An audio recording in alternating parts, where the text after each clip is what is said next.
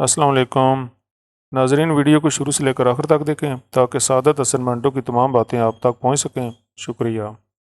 معاشرے کے تاریک پہلوؤں سے پردہ اٹھاتی میری تلخ کہانیاں اگر آپ کو جنسی لذت دیتی ہیں تو یقیناً آپ ذہنی طور پر بیمار ہیں۔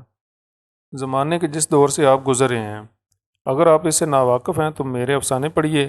اگر آپ ان افسانوں کو برداشت نہیں کر سکتے تو اس کا مطلب یہ ہے کہ یہ زمانہ ناقابل برداشت ہے۔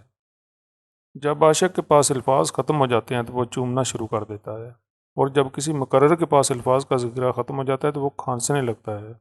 میں اس کہاوت میں ایک اور چیز شامل کرتا ہوں کہ جب مرد کے پاس مردانگی ختم ہو جاتی ہے تو وہ اپنے ماضی کو پلٹ پلٹ کر دیکھنے لگتا ہے۔ ریہرسل ہو رہی تھی۔ لفظ فنڈ ایک ایکٹرس کی زبان پر نہیں چڑھتا تھا۔ آغا اشر صاحب نے گرج کر فنڈ کا ایک کافیہ لفظ لڑکا دیا۔ ایکٹرس کی زبان پر فوراً فنڈ چڑھ گیا۔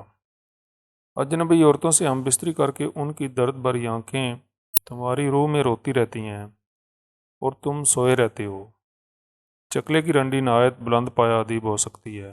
اس کے خیالات و افکار سے بنی نوع انسان کو فائدہ پہنچ سکتا ہے، اور ایک تعلیم یافتہ عورت کی شرافت نہایت ہی مہلک نتائج کا موجب ہو سکتی ہے۔ انسانی زندگی میں ایسے لمحات آ ہی جایا کرتے ہیں کہ جو وہم و گمان میں بھی نہیں ہوتے۔ ان کو بسر کرنے کے لیے سب سے اچھا طریقہ یہی ہے کہ ان کو گزر جانے دیا جائے۔ دنیا میں جتنی لانتے ہیں، بھوک اس کی ماں ہے۔ یہ بھوک غداری سکھاتی ہے، جرائم کی ترغیب دیتی ہے، عصمت فروشی پر مجبور کرتی ہے۔ ایک عورت کے معاملے میں ہم یقیناً باپ اور بیٹا نہیں ہیں، صرف مرد ہیں، اور بس۔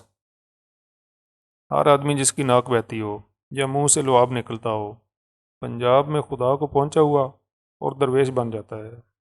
جس شے کے گاہک موجود ہو مارکیٹ میں ضرور آئے گی۔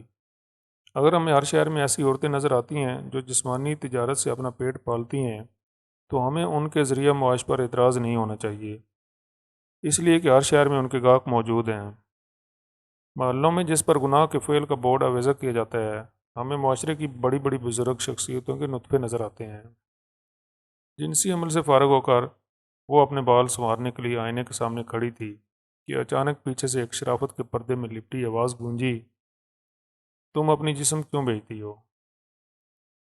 طوائف نے ہنستے ہوئے جواب دیا، ہم ہی وہ بکری ہیں جو تمہارے اندر چھپے وحشی درندوں کو اپنے جسم کا گوشت پیش کر کے اس کی بھوک مٹاتی ہیں، ورنہ تمہاری آنکھیں تو خون کے رشتوں والی چھاتیوں پر بھی مرکوز ہیں۔ اگر ابھی تک آپ نے میرا چینل سبسکرائب نہیں کیا تو اسے سبسکرائب کر لیں، بیل کے سائن کو بھی کلک کر لیں تاکہ آنے والی ہر ویڈیو کا نوٹیفیکیشن آپ کو ملتا رہے۔ اللہ حافظ۔